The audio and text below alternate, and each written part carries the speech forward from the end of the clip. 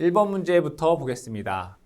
단일부하 배전선에서 부하 역률 코사인 세타, 부하 전류 I, 저항 R, 리액턴스 X라고 하면 배전선에서 최대 전압강화가 생기는 조건은 어떻게 되겠는가? 그럼 전압강화 E라고 하는 것은 3상이면 루트 3이 들어갑니다. I에 R 코사인 세타 플러스 X 사인 세타가 되겠죠. 이게 전압강화입니다. 근데 단상이든 3상이든 여기에서 최대 전압강화가 생기는 조건은 둘 다 동일합니다. 자, 그럼 여기에서 최대가 됐을 때는 d 세타분의 de, 즉 전압강화에 대해서 세타에 대해서 미분하면 전압강화를 세타에 대해서 미분했을 때 0이 될 때 최대가 됩니다. 그럼 여기에서 이것을 미분을 해보겠습니다. 루트 3에 i는 상수가 되는 거죠. r, 코사인 세타를 미분하면 마이너스 사인입니다. 그래서 r 사인 세타 플러스 사인을 미분하면 코사인이죠. x 코사인 세타가 됩니다. 이퀄 0 되겠네요. 그럼 이 값이 0이 되기 위해서는 얘가 0이 되어야 된다 이런 얘기예요. 그렇죠? 그러면 r 사인 세타와 x 코사인 세타가 같을 때 0이 된다 이런 얘기죠. 여기에서 r은 이쪽으로 가고 이쪽으로 넘어가게 되면 코사인 세타분의 사인 세타는 r분의 x가 되고요. 결과적으로 r분의 x가 뭐일 때 탄젠트 세타와 같을 때 전압강화가 최대가 된다라는 것을 알 수 있습니다. 답에서 찾아보면 3번에서 답을 찾으실 수 있습니다. 다음 2번 문제 보겠습니다. 단상 이선식에서 배전솔레 선로 임피던스가 E 플러스 J5이고 무유도성 부하 전류가 10A일 때 송전 역률은 어떻게 되겠는가? 이때 수전단의 전압의 크기는 100V이고 위상은 0도이다 라고 되어 있습니다. 그럼 이것을 회로로 그려보면 이렇게 그릴 수 있습니다. 이런 식으로 여기에 부하가 있다 이런 얘기예요. 그럼 여기에서 얘는 저항은 E란 얘기고 얘는 J5다 이런 얘기죠. 그럼 여기에 수전단의 전압은 100이다 라고 되어 있고요. 여기에 흐르는 전류는 10A이다. 그리고 위상각도 0도이고 무유도성이기 때문에 얘는 순전한 저항부하다 이거예요. 그럼 얘는 저항은 I분의 전압 V에 의해서 10분의 100 하시게 되면 10옴이 되게 됩니다. 그러면 여기에서 바라본 임피던스 G라고 하는 것은 E 플러스 J5 플러스 10 되기 때문에 12 플러스 J5가 됩니다. 그렇죠? 그럼 여기에서 임피던스의 절대값은 루트 12의 제곱 플러스 5의 제곱 하시면 13옴 됩니다. 그렇죠? 그럼 여기에서 이 송전단에서 바라본 역률 코사인 세타는 임피던스분의 R 되기 때문에 13분의 12다라고 하는 값을 구할 수 있습니다. 4번이 정답이 되겠습니다. 해당 문제는 회로를 그리면 쉽게 풀 수 있는 문제가 되겠네요. 3번 문제 보겠습니다. 그림에서와 같이 부하가 균일한 밀도로 도중에 분기되어 선로의 전류가 송전단에 이를수록 직선적으로 증가하는 경우 선로의 말단의 전압강화는 이 송전단 전류와 같은 전류의 부하가 선로 말단에 집중되어 있을 때의 경우에 대략 어떻게 되겠는가? 이 분포되어 있는 부하의 경우에는 집중되어 있는 부하에 대해서 전압강화는 2분의 1배가 되고요. 전력 손실 같은 경우에는 3분의 1배가 된다라고 우리가 이미 공부를 했습니다. 그죠? 분산부하는 집중부하에 비해 전압강화는 2분의 1배, 전력 손실은 3분의 1배입니다. 해당 문제에서 전압강화를 물어봤기 때문에 2분의 1로 된다 되겠습니다. 4번 문제 보겠습니다. 그림과 같은 배전선이 있다. 급전점 5의 전압을 110이다. 여기의 전압이 110이다. 이런 얘기네요. 이때 시점의 전압은 얼마인가? 여기의 전압이 얼마이냐? 이런 얘기죠. 이때 OA, AB, BC 간의 저항은 각각 0.2다. 여기 저항이 0.2, 여기도 0.2, 여기도 0.2이다.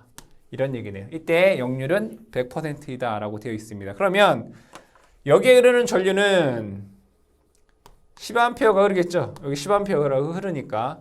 그럼 여기에 흐르는 전류는 얘랑 얘를 더한 게 여기에 흐를 거 아니에요. 그죠? 키르호프의 제1법칙. 들어가는 전류는 나오는 전류 합과 같으니까 이 점에서 15, 10 하면 여기는 25A의 전류가 흐릅니다. 그럼 여긴 5A가 흐르고 여긴 25A가 흐르니까 여기는 30A의 전류가 흐른다라는 것을 알 수 있습니다. 그럼 전압강화를 보면 전류 곱하기 저항이 전압강화잖아요. 얘랑 얘를 곱하면 6V, 얘랑 얘랑 곱하면 5V, 얘랑 얘를 곱하면 2V 이렇게 돼요. 그렇죠? 그러면 A점의 전압은 여기에서 얘를 뺀 거잖아요. 104V가 될 거고 B점의 전압은 여기에서 얘를 뺀 거니까 99V가 될 거고 C점의 전압은 여기에서 이걸 뺀 거니까 97V가 되겠죠. 문제에서는 C점의 전압을 물어봤기 때문에 97V가 정답이 되겠습니다. 다음 5번 문제 보겠습니다. 수용률 80%, 부하율 60%, 설비 용량이 320이라면 최대 수용 전력은 몇 킬로와트인가? 최대 수용 전력은 얼마인가? 식을 적어보게 되면 최대 수요 전력입니다. 원래 전력은 설비 용량 곱하기 수용률이죠. 이것을 계산을 해보면 설비 용량은 320 곱하기 수용률이 80이니까 0.8 이거 계산해보면 256kW다라고 하는 결과값을 구할 수 있습니다. 공식만 정확히 알면 되겠습니다. 6번 문제 보죠. 어느 빌딩 부하의 총 설비 전력이 400, 수용률 0.5라고 하면 이 빌딩의 변전 설비 용량 얼마인가? 즉 변압기 용량이 얼마이냐 이런 거죠. 역률은 80%이다 라고 되어 있습니다. 그러면 변압기 용량은 공식을 적어보게 되면 부등률 분의 부등률, 역률, 변압기 효율 분의 설비 용량 곱하기 수용률. 이 공식에 그냥 대입만 해주시면 돼요.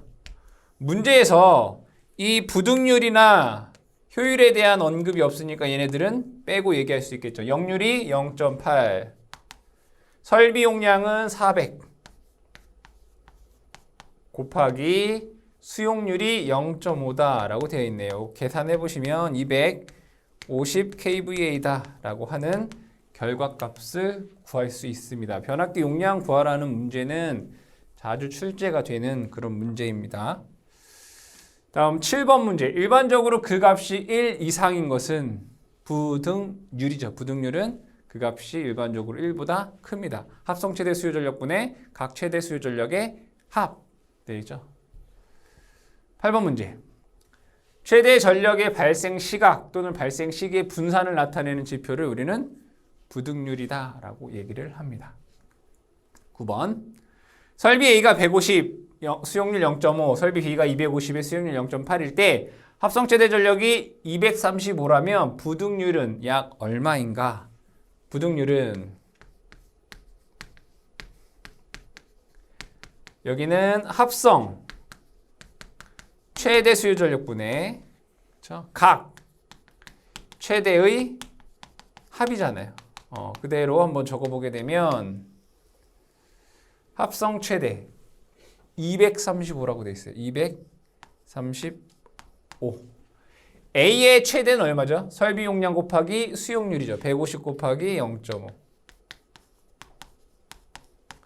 B의 최대는 설비 용량 곱하기 수용률 250 곱하기 0.8 됩니다. 요거 계산을 해보시면 1.17이다라는 값이 나오겠습니다. 답은 3번 되겠네요. 10번 문제 보겠습니다.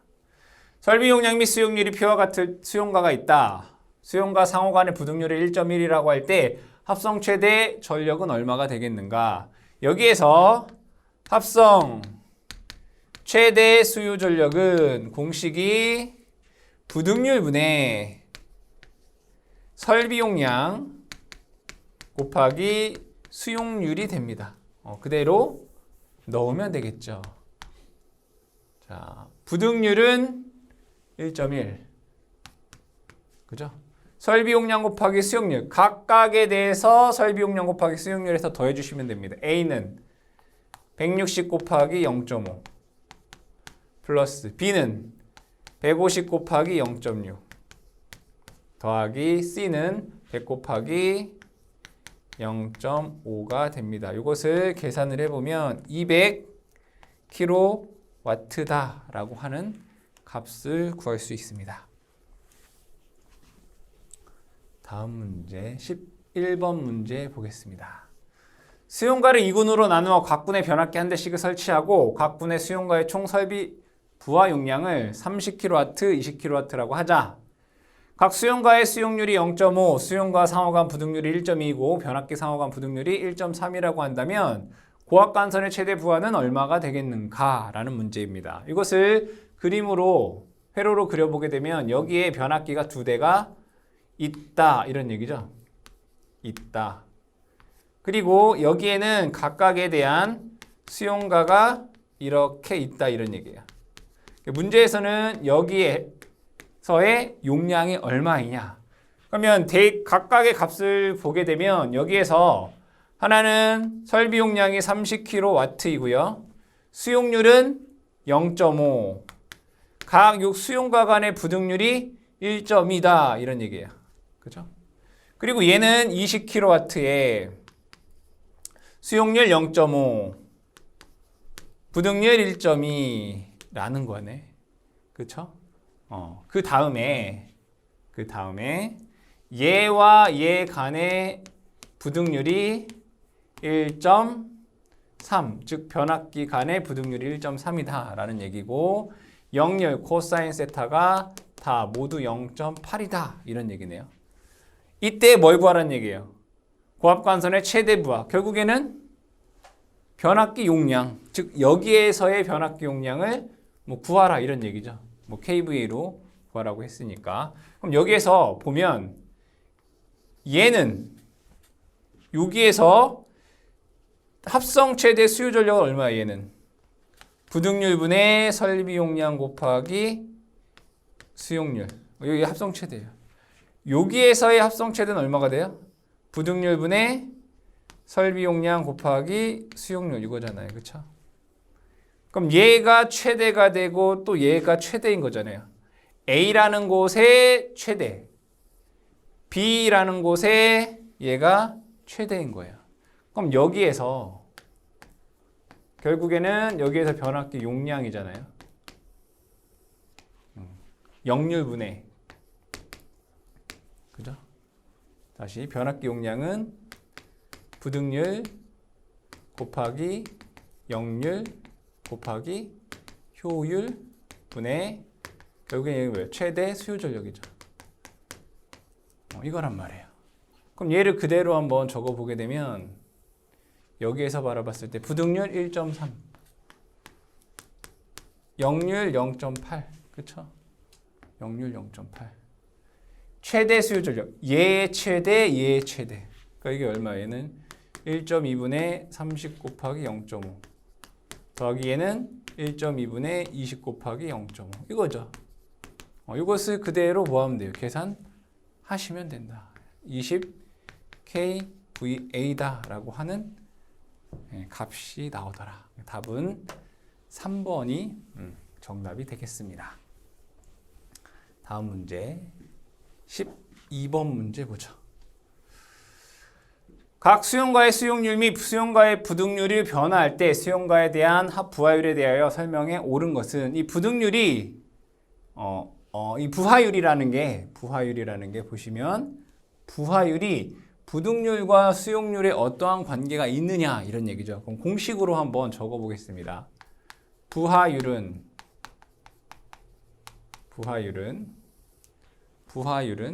최대 수요 전력분의 평균 수요 전력이에요. 그렇죠? 이렇게 쓸 수 있어요. 근데 여기에서 부하가 여러 개가 있으면 최대 수요 전력이라고 하는 건 결국 뭐예요? 합성 최대 수요 전력을 의미하는 거죠. 부하가 여러 개가 있을 때는. 그럼 얘를 다시 한번 적게 되면 합성 최대 수요 전력은 우리 뭐라고 쓸 수 있나요? 부등률 분의 설비 용량 곱하기 수용률 이렇게 쓸 수 있단 말이에요. 합성 최대를. 분의 평균 수요 전력이 된다. 그렇죠? 그럼 얘를 다시 한번 적어볼까요? 다시 한번 적으면 설비 용량 곱하기 수용률분의 이거 위로 이렇게 올라갈 수 있어요. 그렇죠? 평균 수요 전력 곱하기 부등률 이렇게 쓸 수 있단 말이에요. 뭐가? 부하율이.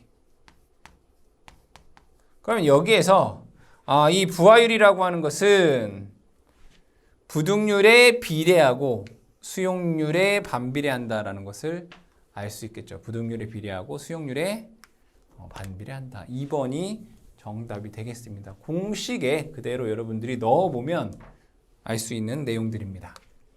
13번 수전 용량에 비해 첨두 부하가 커지면 부하율에 그에 따라서 어떻게 되겠는가? 첨두 부하가 커진다. 하루 중에 그죠? 여기는 전력이 될 것이고 이 첨두 부하가 커진다는 얘기잖아요. 이 첨두 부하가 커진다는 얘기는 이걸 뭐라고 해요? 우리는 최대 수요 전력 이거잖아요. 최대 수요 전력. 근데 여기에서 이 부하율이라고 하는 것은 공식으로 써보면 최대 수요 전력분의 평균 수요 전력이에요. 그러니까 이 첨두 값이 커진다는 얘기는 평균 값도 당연히 올라가겠지만 그 최대 값이 올라가는 거에 비해서는 많이 올라가지 않겠죠. 그러니까 즉 최대가 증가하게 되면 부하율은 감소한다라고 할 수 있겠죠. 그래서 부하율은 낮아진다가 되겠습니다. 다음 문제 14번 30일간의 최대 수요 전력이 200이고 소비 전력량이 72,000kWh일 때 월 부하율은 얼마인가? 부하율 또 부하율 구하라는 얘기네요. 부하율 부하율은 최대분의 평균. 자, 최대는 200kW라고 되어 있고 평균은 이 전체 사용량을 30일의 시간으로 나누면 되죠. 72,000을 얼마로 나누면 돼요?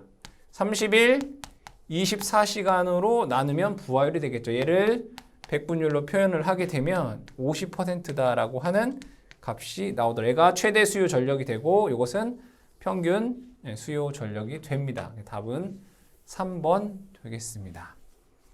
다음 문제 15번. 연간 전력량 E, 연간 최대 전력이 W인 경우에 연부하율은 어떻게 되겠는가? 연부하율. 그럼 여기에서 또 마찬가지로 연부하율 같은 경우에는 최대는 W이고 평균은 얼마예요? 연간 사용한 전력량을 365일 24시간으로 나눠주면 되겠다. 그쵸? 그럼 여기에서 365 곱하기 24가 8760 되고요. W 2가 되겠죠. 뭐 백분율로 표현하면 100% 이렇게 쓸 수 있겠다. 답은 4번에서 답을 찾으실 수 있습니다. 다음 문제 보겠습니다. 배전선로의 부하율이 F일 때 손실계수의 값은 어떻게 되겠는가? 손실계수 H라고 하는 것은 부하율 F보다는 작고요. 부하율 F의 제곱보다는 크다. 그리고 얘는 0보다 크고 1보다 작다라고 할 수 있죠. 손실계수 H다라고 하는 것은 F의 제곱보다 크고 F보다 작은 그 사이의 값이 된다라고 할 수 있습니다. 답은 3번이 정답이 되겠습니다. 17번. 연간 최대 전류가 200A 적어볼게요. IM은 200A 이고 배전거리가 10km 의 말단의 집중부하를 가진 6.6kV 3상 3사식 배전식이 있다. V가 3.3 kV의 배전선이 있다. 이 선로의 연간 손실 전력량을 뭐 구하여라 이런 얘기네요. 부하율은 0.6이고 손실계수 H다라고 하는 것은 0.3F 플러스 0.7F의 제곱이다 라고 되어 있어요. 이때 저항은 0.255입니다 라고 되어 있습니다. 그럼 여기에서 제일 먼저 뭐부터 구해볼까요? 손실 계수를 한번 구해보겠습니다. 그럼 H는 0.3 곱하기 부하율이 문제에서 0.6으로 주어졌죠. 0.6 플러스 0.7에 0.6의 제곱이다 라고 됩니다. 그럼 여기에서 계산해보면 이 손실계수가 0.432다 라고 하는 값이 나오게 됩니다. 그럼 두 번째로는 최대 전력 손실량을 구해보겠습니다. 최대 전력 손실량 P max가 되겠죠. 3 IM 제곱 R이죠. 그럼 얘는 1년 동안이니까 365일 24시간 이렇게 되겠다.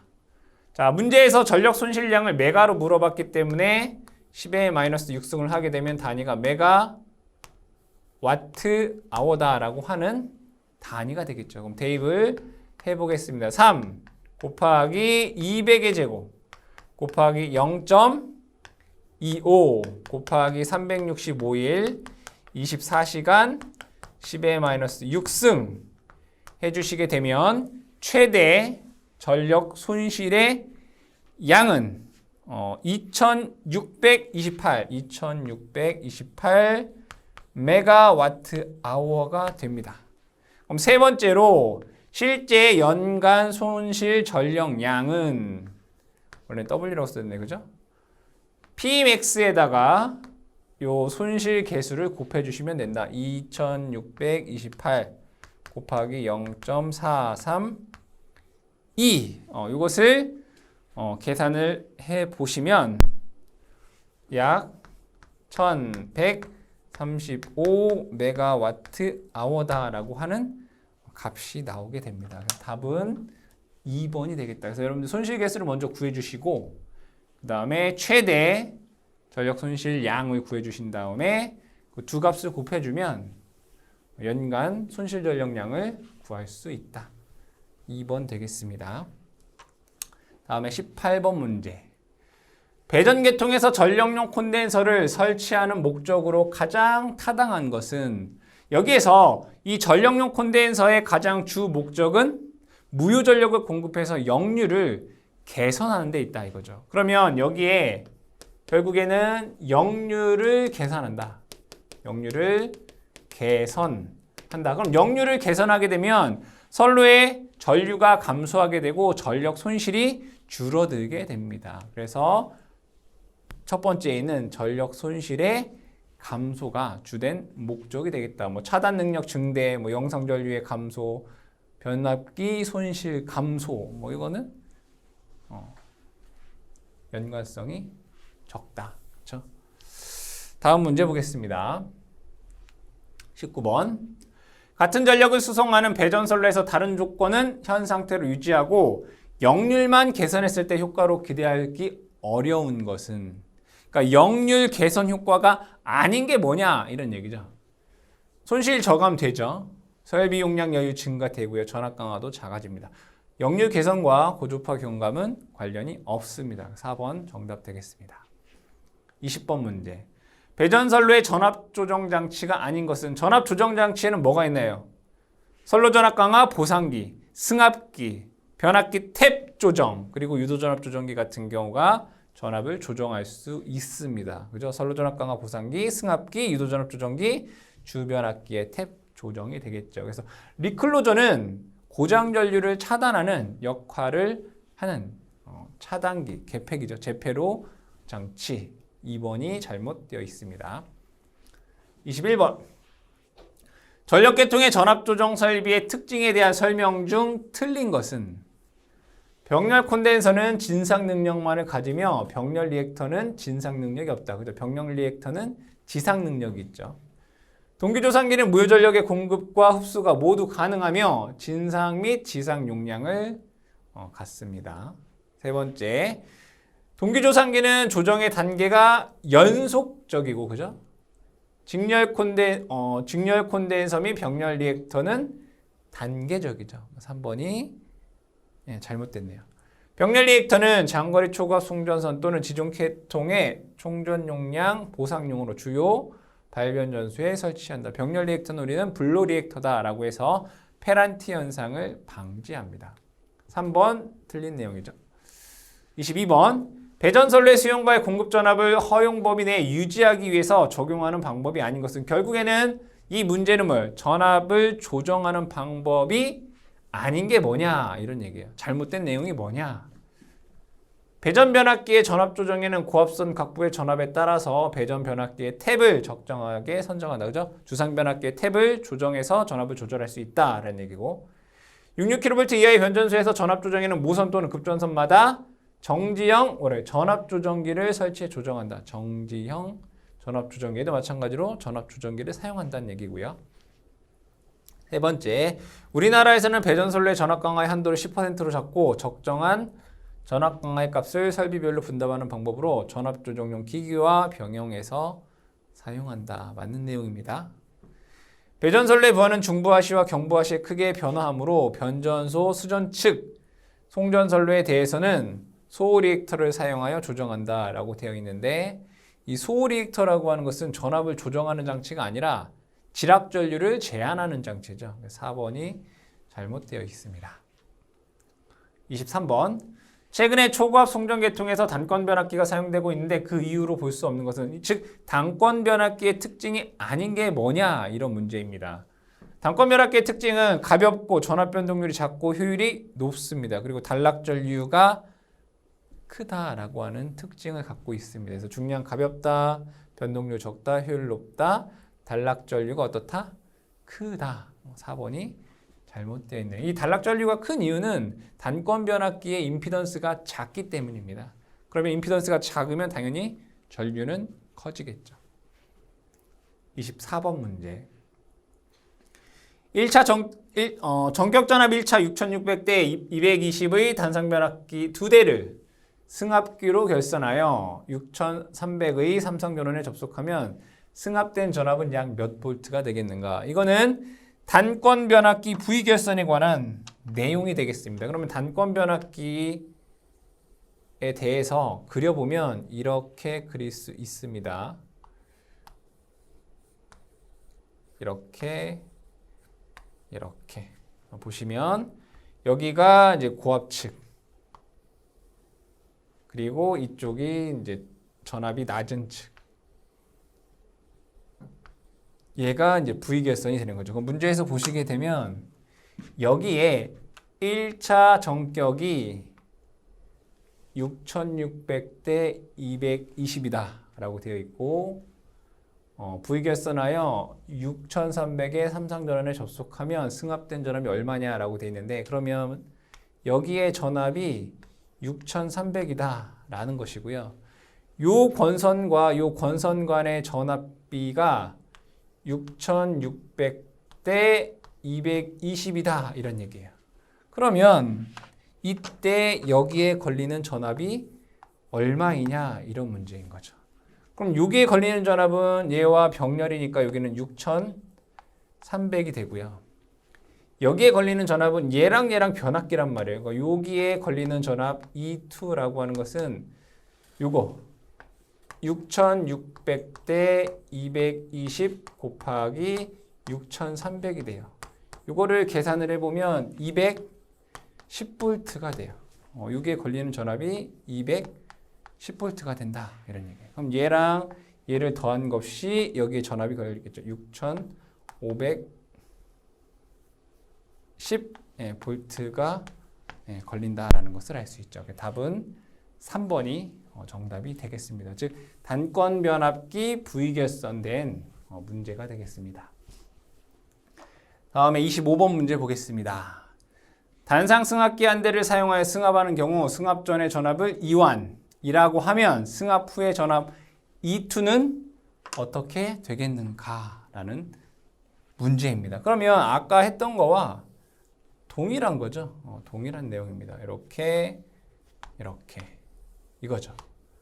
여기에 전압비가 E1 대 E2다 이런 얘기고 여기에 전압이 E1이다 이거잖아요. 그때 이것을 구하여라 이거죠. 그럼 이 E2는 여기에 걸리는 전압 E1 플러스 여기에 걸리는 전압은 E1분의 E2의 E1 되겠다. 그렇죠? 그런 거 찾아보시게 되면 3번에서 답을 찾으실 수 있습니다. 다음에 26번 문제 보겠습니다. 승합기에 의하여 전압 V2에서 VH로 승합할 때 2차 전격 전압을 E, 자가 용량을 W면 단상 승합기가 공급할 수 있는 부하의 용량은 어떻게 되겠는가? 그럼 여기에서 동일하게 또 단권 변압기를 그려보면 보겠습니다. 여기에 전압이 VE 라고 되어 있네요. 그리고 여기에 전압이 E라고 되어 있고 여기에 전압이 VH다 라고 되어 있습니다. 그러면 여기에 흐르는 전류를 제가 편의상 I2다 라고 볼게요. 그럼 자가 용량은 얘랑 얘를 곱한 거죠. E2, I2, EI2. 이때 이 자가 용량은 우리는 W라고 하겠다 이거예요. 그런데 이 부하 용량은 부하에 걸리는 단자 전압에다가 전류를 곱한 거기 때문에 VHI2가 됩니다. 그럼 여기에서 이 I2에 관해서 쓰면 얘는 I2는 2분의 W라고 쓸 수 있잖아요. I2는 2분의 W.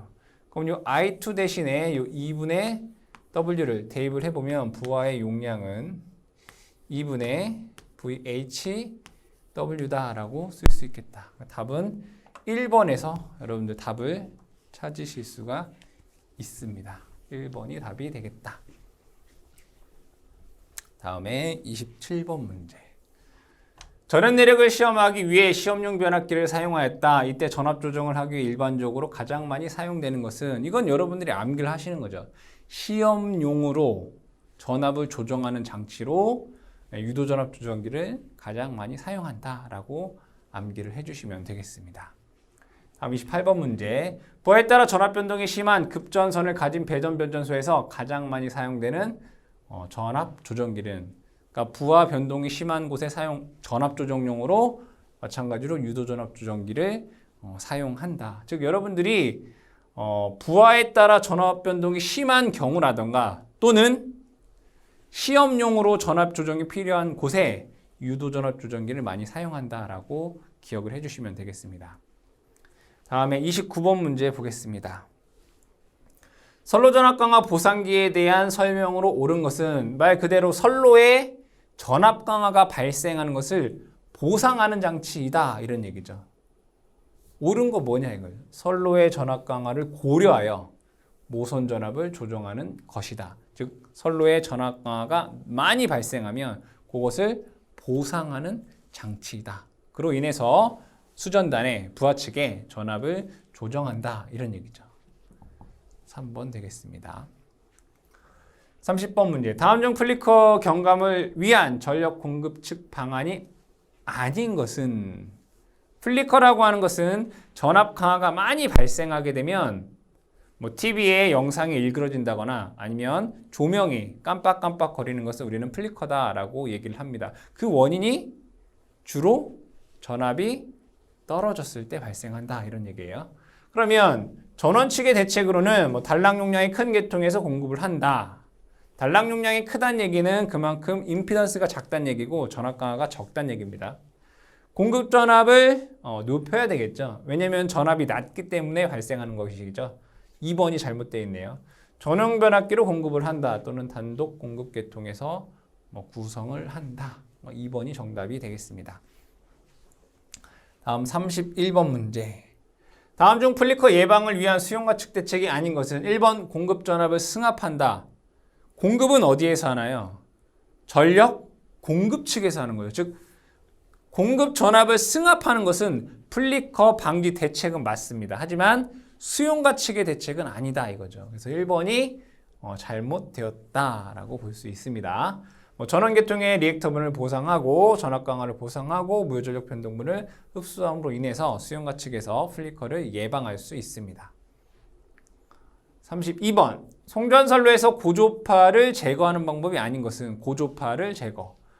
변압기 델타 결선한다. 델타 결선하면 3N 고조파를 제거할 수 있습니다. 델타 결선 내로 순환하기 때문에. 능동형 필터를 설치한다. 필터라고 하는 것 자체가 제거 장치인 거죠. 맞는 얘기고, 무효전력 보상장치를 설치한다. 여기서 말하는 무효전력 보상장치라고 하는 것은 무효전력의 변동이 심한 부하에서 사용을 하는 게 무효전력 보상장치입니다.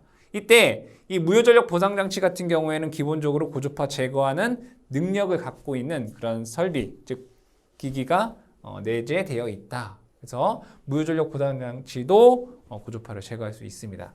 유도전압 조정 장치 같은 경우에는 전압 조정용 장치이지 고조파를 제거하는 장치는 아니겠죠. 3번이 제거 방법이 아니겠습니다. 33번 배전선로의 사고 범위를 확대를 방지하기 위한 대책으로 적당하지 않은 것은 사고 범위 확대, 배전계통의 루프화, 지락계전기를 선택한다, 채택한다, 구분 개폐기를 쓴다. 선로용 콘덴서를 설치한다라고 했는데 선로용 콘덴서라고 하는 것은 전압 강화를 보상하는 장치죠. 그래서 4번이 잘못됐다. 보시면 배전선로 사고 확대 방지에 배전계통을 루프하고 구분 개폐기를 설치하고 선택 접지 계전기를 채택한다. 그렇죠? 루프화. 선택 접지 계전 방식은 뭐예요? 지락 사고가 발생했을 때 지락이 된 그 선로를 선택해서 차단하는 방식인 거죠. 구분 개폐기는 고장난 곳을 구분 제거하는 개폐기를 의미합니다. 4번이 정답이 되겠다. 34번 고압 가공 배전선로에서 고장 또는 보수 점검 시 정전 구간을 축소하기 위해서 사용하는 것은 구분 개폐기죠. 고장난 구간을 제거하기 위해서 사용하는 개폐기가 되겠다. 35번 송전계통의 자동 재폐로 방식의 장점이 아닌 것은 자동 재폐로라고 하는 것은 어떠한 사고가 발생을 하게 되면 이 차단기가 열겠죠. 그리고 일반적으로 사고가 순간적인 사고가 많기 때문에 다시 자동적으로 회로를 닫아서 전력을 공급하는 방식이죠. 즉 정전 시간을 줄이기 위한 겁니다. 결국에는 신뢰도가 향상이 될 거고 공급 지장 시간이라고 하는 것은 전력을 공급하지 않는 시간을 단축한다 이런 얘기고 고장상의 고속도 차단 및 고속도 재투입을 한다라는 겁니다. 보호 개전 방식의 단순화가 잘못된 거죠. 얘가 자동으로 열렸다, 자동으로 닫히기, 즉 자동으로 다 된다라고 하는 것은 그만큼 제어를 하는데 복잡함이 있다 이런 얘기죠. 단순화가 아니죠. 보호 방식이 복잡해진다. 3번이 장점이 아닌 게 되겠습니다.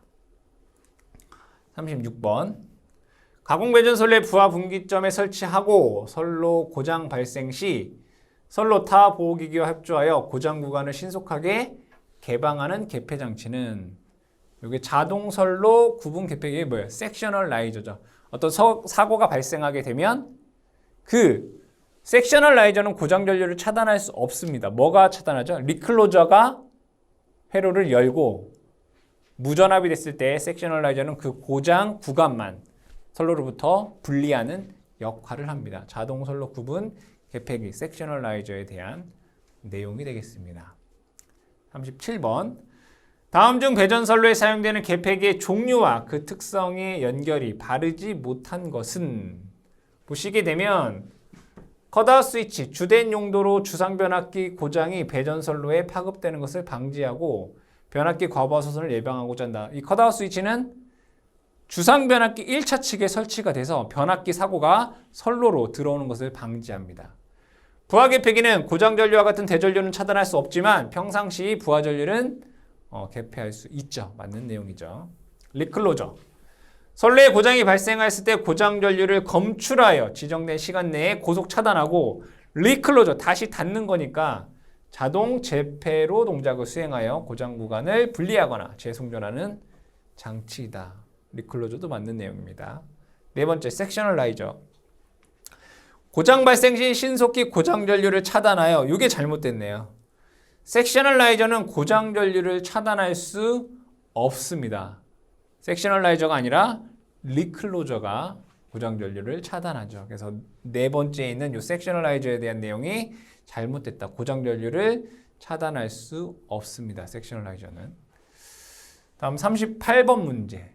리클로저, 섹셔널라이저, 퓨즈의 보호협주에서 보호협주가 불가능한 배열은 이때 왼쪽은 후비보호, 오른쪽은 전위보호 역할이다. 이 얘기는 뭐냐면 좌측일수록 여기가 전원측이다. 이거 한전과 가깝다 이렇게 보시면 돼요. 좌측에. 그럼 얘는 순서대로 리클로저, 섹셔널라이저, 퓨즈의 순으로 되어 있으면 됩니다. 즉 섹셔널라이저는 리클로저보다 오른쪽에 있으면 되고요. 퓨즈는 섹셔널라이저나 리클로저보다 오른쪽에 있으면 돼요. 그럼 잘 보시게 되면 리클로저, 퓨즈 괜찮네, 그죠? 퓨즈가 리클로저보다 오른쪽에 있잖아요.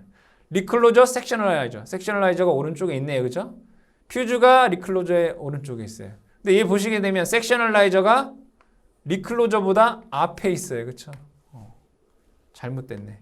4번이 잘못된 내용이다 라는 것을 알 수 있습니다. 다음 문제. 공통 중성선 다중접지인 22.9kV 계통에 있어서 사고가 생기면 정전되지 않도록 선로 도중이나 분기선 보호장치를 설치하여 상호 보호 협조를 사고 구간만을 제거할 수 있도록 각종 개폐기의 설치 순서를 옳게 나열한 것은, 그러면 왼쪽으로 갈수록 뭐야? 더 차단을 잘하는, 차단 능력이 있는, 고장 전류를 차단할 수 있는 장치가 있어야 되겠죠. 그래서 차단기, 리클로저, 섹셔널라이저, 휴즈가 되겠다. 4번 되겠네요. 다음에 40번 문제. 22.9kV 가공 배전선로에서 주 공급선로인 정전사고 시 예비전원으로 자동 전환하는 개폐 장치는 ALTS죠. ALTS. 자동부하 전환 개폐기가 되겠습니다. 그렇죠? 예비선로, 즉 선로로 얘가 주 선로로 전기를 받다가 이렇게 예비 선로에, 즉 주 선로에 정전이거나 또는 전압이 기준치 이하로 떨어지게 되면 얘를 예비 선로로 절체해서 부하에 전력을 공급하는 게 ALTS이다. 답은 4번이 되겠습니다. 다음에 41번 문제. 배전선로의 주상변압기 고압측, 저압측에 주로 사용되는 보호장치 조합으로 적합한 것은 변압기 1차 측에는 컷아웃 스위치, 2차 측에는 라인 퓨즈, 즉 캐치홀더를 설치하게 됩니다. 그래서 1번이 되겠죠. 여기서 프라이머리라고 하는 것은 1차 측이란 뜻이죠. 1차 측. 컷아웃 스위치, 캐치홀더. 답은 1번 되겠습니다. 42번. 고압 배전선로의 보호 방식에서 고장 전류의 차단 방식이 아닌 것은 고장 전류 차단 방식. 얘 보면 자동부하 전환 스위치는 고장 전류를 차단하는 게 아니라 주외선에서 예비외선으로 절체하는 애란 말이에요. 어떤 고장 전류를 차단하는 장치가 아니란 얘기죠. 4번이 고장 전류 차단 방식이 아니죠. 뭐 퓨즈라든가 리클로저라든가 섹셔널라이저 같은 경우에는 고장이 발생했을 때 동작하는 장치들이죠. 얘는 예비외선으로 절체하는 장치입니다. 43번.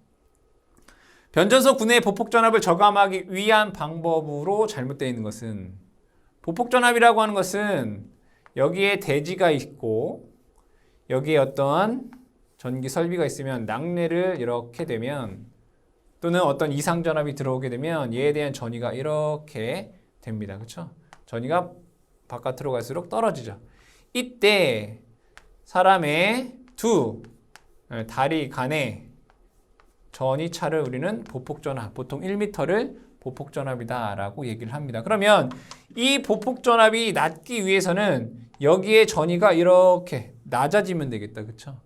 즉 결국에는 접지가 잘 되어 있으면 된다 이런 얘기예요. 접지선은 어떻게 해야 돼요? 깊게 매설해야 되겠죠. 메쉬 접지 방법을 채용하고 간격을 좁게 한다. 즉 접지 저항값을 줄인다라는 거고요. 자갈 콘크리트를 타설한다. 즉 여기에 그 전위가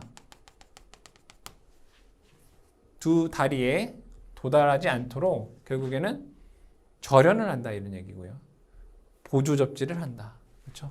그래서 1번 접지선을 어떻게 해야 돼? 깊게 매설을 해야 되겠죠. 다음 44번 문제. 다중접지 3상 4선식 배전선로의 고압측 중성선과 저압측 중성선을 전기적으로 연결하는 목적은 무엇이냐? 여기 보시게 되면 얘는 이렇게 고압측, 저압측, 고압측도 얘 고압측이고 얘를 저압측이다라고 봤을 때 고압측 접지하고요. 저압측도 접지를 해요. 그렇죠? 그것은 뭐냐? 이 고압측과 저압측이 어떠한 사고에 의해서 서로 닿았을 때, 즉 고저압 혼촉 시 이 저압측 전위가 상승되는 것을 방지하기 위해서 서로 연결을 한다. 고저압 혼촉 시 수용가에 침입하는 상승 전압을 억제하기 위해서다. 그래서 저압측 한 단자에 접지를 하죠. 45번. 배전선로의 접지 목적과 거리가 먼 것은 접지의 목적은 첫 번째는 무조건 뭐겠어요? 인체감전 방지이죠. 인체감전 방지. 이상전압 억제, 그리고 절연 레벨 경감 또는 보호계전기의 동작 확보. 이거란 말이에요. 그죠? 다시. 접지의 목적은 인체감전 방지. 그렇죠? 제일 중요한 거죠. 인체감전 방지. 그 다음에 이상전압의 억제, 절연 레벨 경감, 보호계전기의 동작 확보. 이거란 말이에요. 보면 고장전류의 크기를 억제하는 건 상관없어요. 접지가 고장전류를 억제하지 않아요. 여러분들 송전에서 접지 계통에서 우리가 직접 접지를 하게 되면 고장전류, 즉 지락전류가 엄청 커지게 되잖아요. 그죠? 그래서 고장전류 억제와 접지의 목적과는 맞지 않다. 고저압 혼촉 시 누전 접촉에 의한 위험 방지. 이게 뭐예요? 인체감전 방지인 거죠. 이상전압 억제, 대지전압 조화를 보호장치의 동작 확보. 피레기 등 뇌 방지 설비에 대한 보호 효과가 향상된다. 마찬가지로 피레기도 뭐예요? 이상전압 억제인 거죠. 1번이 접지의 목적과 좀 거리가 멀다. 다음 46번. 우리나라 22.9kV 배전선로에 가장 많이 사용되는 배전 방식과 중성점 접지 방식은 3상 4선식 다중 접지 방식입니다. 47번. 배전선로의 3상 3선식 비접지 방식을 채용할 경우 장점이 아닌 것은 여기 보시면 뭐예요? 비접지 방식이다 라고 되어 있어요. 비접지 방식. 과도 안정도가 크다. 비접지 방식은 직접 접지 방식에 비해 일선지락 사고 시 지락 전류가 크지 않기 때문에 과도 안정도가 크고요. 일선지락 시 고장 전류가 작죠. 지락 사고 시 인접 통신선 유도 장애가 작죠. 이건 뭐예요? 결국에는 비접지 방식은 지락 전류가 작기 때문에 1번, 2번, 3번이 되는 거죠. 그러면 이 지락 전류가 작은 대신에 이 지락 전류는 다 어디를 통해 흘러요? 대지 정전 용량을 통해 흐르기 때문에 건전상 대지 전위는 이론상 루트 3배가 됩니다. 근데 최대 6배까지도 되죠. 그래서 일선지락 시 건전상 대지 상승이 크다라는 특징을 갖고 있습니다. 4번이 잘못되어 있습니다. 48번. 옥내배선의 전압 강화는 될 수 있는 대로 적게 해야 하지만 경제성을 고려하여 보통 다음값 이하로 하고 있다라고 되어 있습니다. 이건 여러분들이 암기를 해주시기 바랍니다. 인입선은 1%, 간선 1%, 분기선 2%다라고 기억을 해주시고 지금 현재 한국 전기설비 규정에서는 수전점에서부터 즉 수용가의 수전점에서부터 부하까지 전압 강화에 대한 규정이 있습니다. 이 수용가가 저압으로 수전하는 경우에 전등부하는 3% 이하, 기타는 5% 이하로 하고 있고요. 고압으로 수전하는 장소에서는 전등은 6% 이하, 그리고 기타 설비는 8% 이하로 하고 있습니다. 이때 그 수용가의 수전점에서 100m를 넘게 되면 이 1m 증가 시마다 0.005%를 가산하게 되고 최대 0.5%까지 가산할 수 있다라고 되어 있습니다. 해당 내용 같은 경우는 여러분들이 한국전기설비 규정에서 또 다시 설명을 하도록 하겠습니다. 어쨌든 답은 1번이 답이 되겠습니다. 다음 문제. 분괴로용으로 개폐기 및 자동 차단기의 두 가지 역할을 수행하는 것은, 즉 개폐기 역할도 하고 고장이 발생하면 자동 차단하는 역할을 하는 게 뭐냐라는 거죠. 배선용 차단기죠. 기중 차단기나 진공 차단기는 어디에 쓰는 거예요? 수전 설비에 쓰는 거죠. 수전 고압, 저압, 그리고 전력 퓨즈 같은 경우 얘네들은 다 어디에? 부하에 쓰는 게 아니라 수배 전반에 사용이 되는 거고, 분괴로용 이런 데 이제 배전용 차단기를 사용합니다. 50번 문제. 옥내 배선의 보호 방법이 아닌 것은 과전류에 대한 보호, 지락에 대한 보호, 절연 접지에 대한 보호는 있죠. 그렇죠? 전압 강화는 보호한다라고 보다는 전압 강화는 보상하는 거죠. 전압 강화가 적게 되게끔. 51번. 전기 공급 시 사람의 감전, 전기 기계류의 손상을 방지하기 위한 시설물이 아닌 것은 보호용 개폐기, 과전류 차단기, 누전 차단기. 축전지는 보조 배터리죠. 보조 배터리. 예비 설비가 되겠습니다. 예비 전원 설비. 2번이 정답이 되겠습니다. 52번. 감전 방지 대책으로 적합하지 않은 것은 외암을 접지한다. 이중 절연을 한다. 누전 차단기를 설치한 경우에는 감전 방지가 되겠습니다. 아크혼이라고 하는 것은 아킹혼을 얘기하는 거죠. 낙뢰로부터 애저를 보호하는 장치가 되겠습니다. 53번.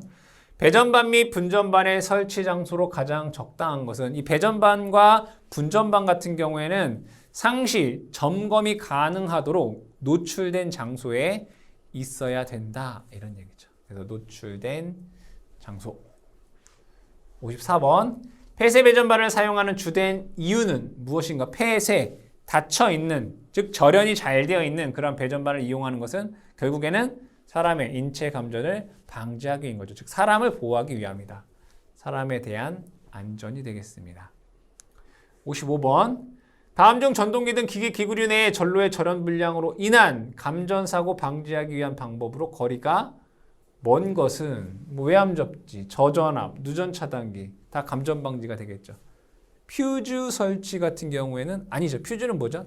단락 전류를 차단하기 위한 장치는 퓨즈인 거죠. 답은 3번이 되겠습니다.